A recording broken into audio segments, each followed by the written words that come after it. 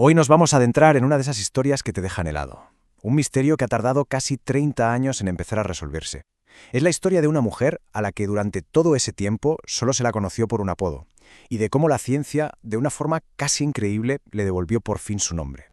Imaginaos esto. Durante 28 años, casi una vida entera para algunos, esta persona no fue nadie. O mejor dicho, solo fue Peaches. Sin nombre, sin historia, sin familia que la reclamara. Reducida a un apodo. Esta es la durísima realidad sobre la que se construye todo este caso. Vale, empecemos por el principio, por el inicio de todo este rompecabezas. Todo arranca con un hallazgo terrible, y una sola pista, un detalle único que marcaría la investigación durante décadas. Estamos a 28 de junio de 1997. Unos paseantes en un parque de Nueva York se topan con algo horrible, un contenedor de plástico, y dentro, el torso de una mujer. Lo más espeluznante de todo es que el cuerpo estaba desmembrado. Faltaban la cabeza, los brazos y la parte inferior de las piernas, partes que a día de hoy siguen sin aparecer. La policía, como os podéis imaginar, se encontraba ante un muro, con poquísimo de dónde tirar. La única pista real que tenían, lo único que la distinguía, era un tatuaje muy particular en el pecho. Se trataba de un melocotón con forma de corazón, que tenía un mordisco y 2 gotitas cayendo. Y por ese pequeño detalle la policía y los medios la bautizaron como Peaches. Pensadlo bien, durante casi 30 años su única identidad fue un dibujo en la piel.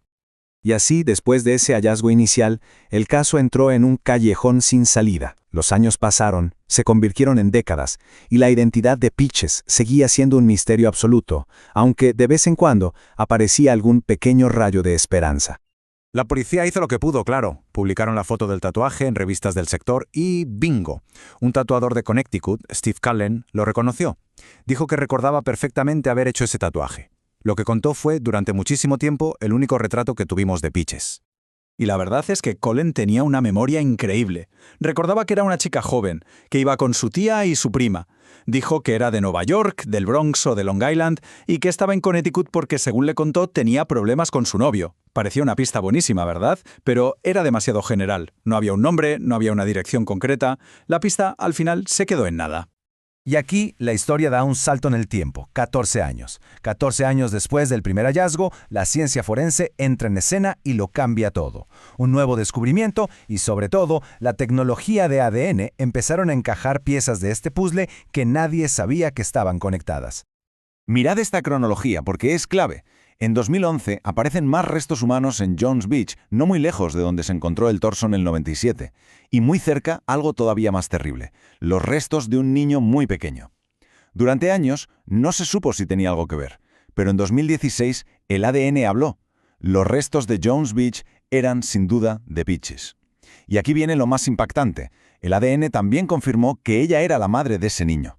Así que de repente, el tablero de juego cambia por completo. Ya no es una escena del crimen, sino 2, conectadas a la misma víctima y ahora lo sabíamos, a su hija.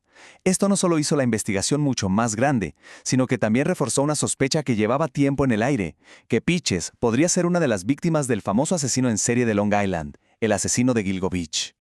Ahora que el ADN había confirmado que eran madre e hija, los investigadores tenían un as en la manga. Una herramienta increíblemente poderosa llamada genealogía genética.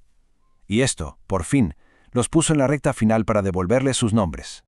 El proceso fue, la verdad, fascinante y muy metódico. Fijaos, en 2022 el FBI lanza un llamamiento público buscando a familiares de un hombre de Alabama. ¿Por qué? Porque usando bases de datos genéticas consiguieron tirar del hilo de su árbol genealógico hasta encontrar una conexión con el ADN de Peaches y su pequeña. Y así, finalmente, casi 28 años después de aquel horrible hallazgo, llegó el anuncio oficial. Después de casi 3 décadas, siendo solo Peaches, por fin tenía un nombre. Se llamaba Tanya Denise Jackson. En ese momento dejó de ser un caso, un apodo, para volver a ser una persona. Y la pequeña, a la que durante años se la conoció como Baby Doe, también recuperó su identidad. Su nombre era Tatiana Marie Dyke. Y con los nombres empezamos a conocer un poco de sus vidas. Tanya no era solo una víctima, era una mujer de 26 años, veterana del ejército, que vivía en Brooklyn. Y su hija, Tatiana, era solo una niña de 2 añitos. Y aquí surge una de las preguntas más tristes de este caso. Por alguna razón, su familia les perdió la pista y nunca se denunció su desaparición. Por eso su ausencia pasó totalmente desapercibida durante tantísimo tiempo. Pero claro, ponerles nombre no cierra el caso. Ni mucho menos. De hecho, la identificación lo que ha hecho ha sido abrir la puerta a un montón de preguntas nuevas, preguntas muy inquietantes que siguen sin respuesta. Y una de las más turbias tiene que ver con otro caso sin resolver. 10 años después, en 2007, apareció otro cuerpo desmembrado. Esta vez, la víctima tenía un tatuaje de 2 cerezas y la apodaron, como no, Cherries. Las similitudes son para poner los pelos de punta. El tatuaje de una fruta, el cuerpo desmembrado, la misma zona de Long Island. ¿Es solo una macabra coincidencia o estamos hablando de la firma de un mismo asesino? Así que, al final, nos quedan estas preguntas enormes sobre la mesa. La más importante, obviamente, es ¿quién mató a Tanya y a Tatiana? La policía todavía no ha confirmado al 100% si sus muertes están conectadas al caso de Gilgo Beach. Y luego está la pregunta que te rompe por dentro. ¿Cómo es posible que una madre y su hija desaparezcan del mapa y nadie, absolutamente nadie, dé la voz del alma? Que hayan recuperado sus nombres es un paso de gigante. Es devolverles la dignidad que les arrebataron. Pero no es el final de esta historia. La verdadera pregunta, la que todos nos hacemos ahora es, ¿bastará con saber quiénes eran para que se haga justicia?